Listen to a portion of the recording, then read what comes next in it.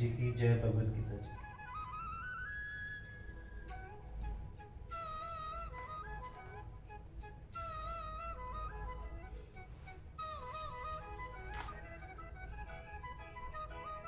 संबत इस प्रकार अर्जुन के पूछने पर भगवान श्री कृष्ण कहने लगे, कामेश क्रोधेश रजो गुण स मुद्रव महाशनो महापापमा विज्य इने वीरिन।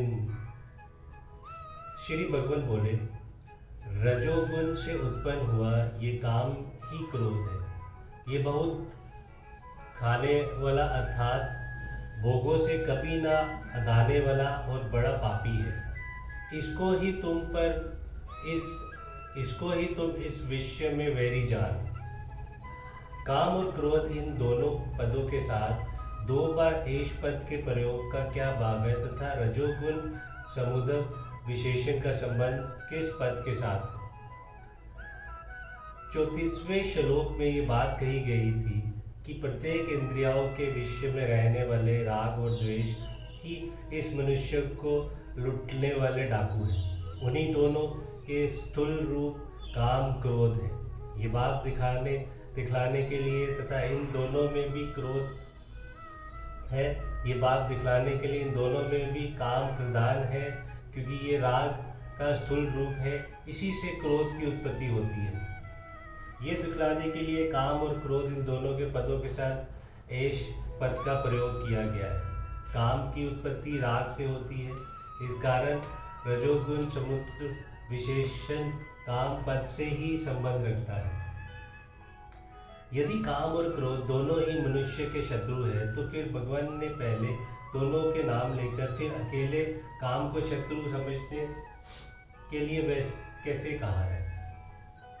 पहले बतलाया जा चुका है कि काम से ही क्रोध की उत्पत्ति होती है। अंत काम के नाश के साथ ही उसका नाश अपने आप ही हो जाता है। इसलिए भगवान ने इस प्रकरण से इसके बाद केवल काम का ही नाम लिया है। परंतु कोई ये ना समझे कि पाप को हेतु केवल काम ही है, क्रोध का उनसे कुछ भी संबंध नहीं है। इसलिए प्रकरण के आरंभ में काम के साथ क्रोध को भी गिरा दिया है।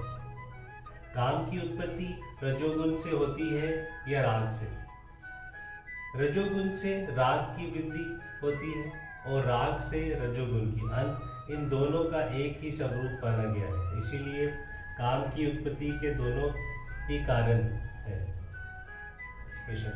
काम को महाशन यानी बहुत खाने वाला कहने का क्या अभिप्राय है?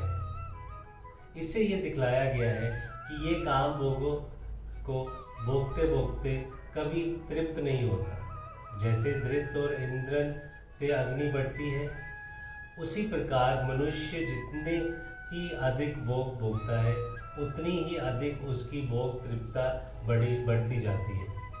इसीलिए मनुष्य ये कभी ना समझना चाहिए कि भोगों का प्रलोभन देकर मैं साम और दाननीति से काम रूप विजय प्राप्त कर लूँगा। इसीलिए तो दंड नीति का ही प्रयोग करना चाहिए। काम को महापाप यानी बड़ा पाप कहने का क्या भाव है? इससे ये बात दिखलाया गया है कि सारे अनर्थों का कारण ये काम ही।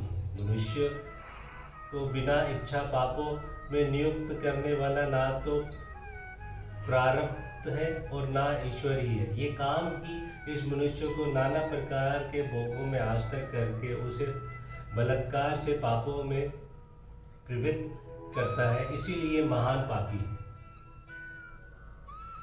इसी को तू इस विषय में वैरी जान, इस कथन का क्या भाव है? इससे ये बात दिखलाया गया है कि जो हमें जबरदस्ती ऐसी स्थिति में ले जाए कि जिसका परिणाम महान दुख या मृत्यु हो, उसका अपना शत्रु समझना चाहिए और यथासंभव शीघ्र से शीघ्र उसका नाश कर डालना चाहिए।